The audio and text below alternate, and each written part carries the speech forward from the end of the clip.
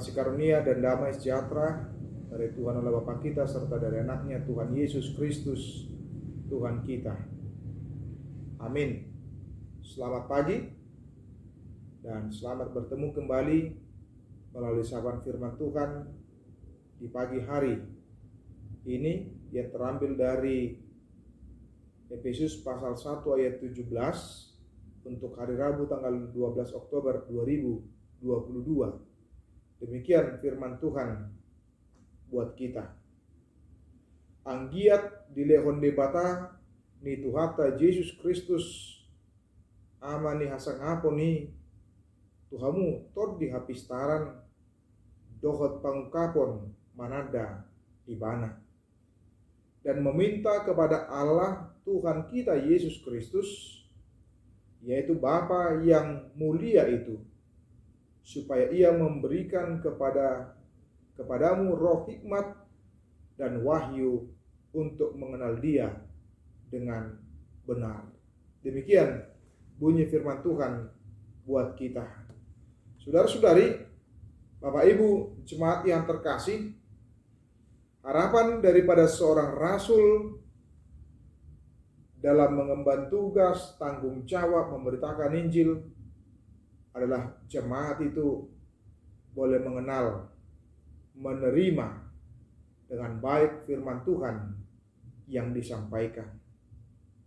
Dan tidak hanya sampai di situ, tetapi bagaimana supaya iman jemaat itu boleh semakin berkembang, semakin dewasa, dan semakin tangguh dan kokoh, sehingga tidak mudah diombang-ambingkan oleh dunia ini.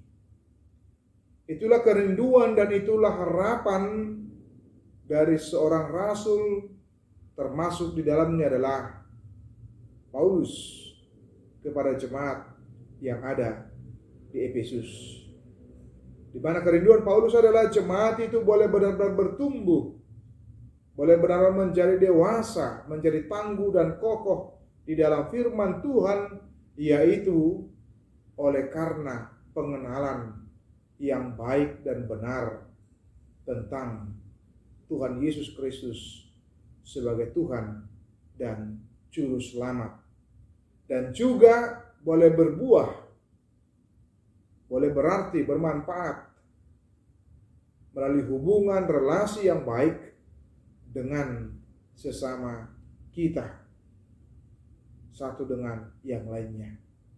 Itu yang dikatakan oleh Paulus. Karena itu setelah aku mendengar tentang imanmu dalam Tuhan Yesus dan tentang kasihmu terhadap semua orang kudus.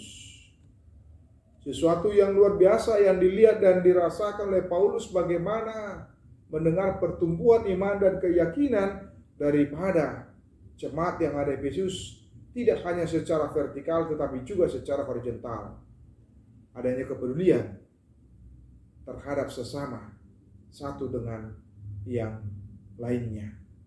Oleh karena itu kita mau dikatakan, meski pengenalan kita terhadap Tuhan itu bukan didasarkan atas kemampuan otak kita masing-masing, namun oleh karena pertolongan Tuhan, yaitu melalui Roh Kudus-Nya, tentu kita tidak akan mampu memahami dengan baik dan benar secara sepenuhnya pekerjaan Allah itu dalam diri Yesus Kristus, jikalau hanya mengandalkan akal pikiran kita semata, jikalau hanya mengandalkan pengetahuan kita, tetapi oleh karena pertolongan Roh Kudus di dalam kehidupan kita sebagai orang yang percaya. Inilah yang membuat Paulus boleh bersuka cita, di mana Paulus meminta kepada Tuhan agar memberikan roh hikmat dan wahyu untuk mengenal Allah dengan baik dan benar.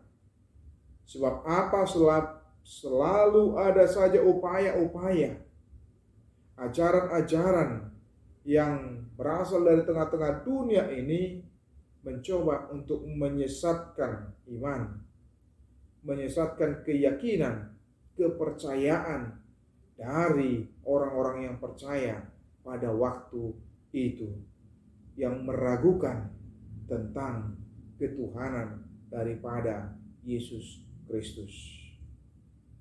Tentu ribuan tahun jikalau hal itu terjadi di tengah-tengah jemaat Efesus, hal yang sama juga bisa terjadi di tengah-tengah jemaat dewasa ini pada saat ini. Jikalau tidak berhati-hati dan waspada, bisa saja menjadi disesatkan. Bisa saja membuat imannya tidak dewasa, tidak bertumbuh satu dengan yang lain, tidak semakin kokoh oleh karena banyak hal, oleh karena himpitan dunia ini, oleh karena kekhawatiran yang berlebihan, oleh karena pengaruh-pengaruh yang berasal dari dunia ini. Jikalau kita tidak hati-hati, maka iman kita akan menjadi tergerus. Iman kita akan menjadi surut, semangat kita akan semakin surut untuk mengikut Dia. Tetapi kita bisa melihat dalam nats ini bagaimana iman daripada jemaat yang ada di Efesus.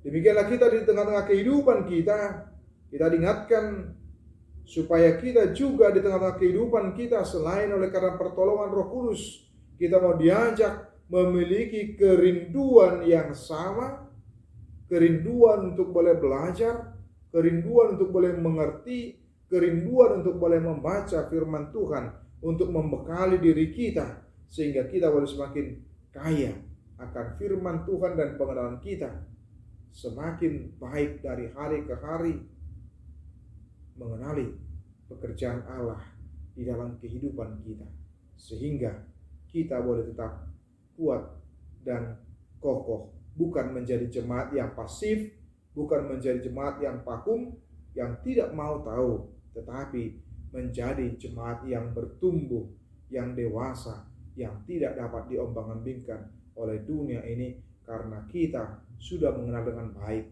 siapa Tuhan kita, Tuhan Yesus Kristus itu dalam kehidupan kita, akan keselamatan yang telah Dia lakukan, Dia kerjakan demi keselamatan kita sebagai orang yang percaya.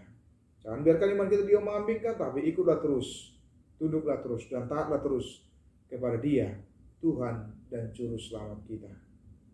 Tuhan Yesus memberkati kita semua. Amin. Kasih karunia dari Tuhan Yesus Kristus, serta kasih setia Allah Bapa dan persekutuan Roh Kudus memberkati dan menyertai kamu sekalian hari ini, esok, dan sampai selama-lamanya. Amin.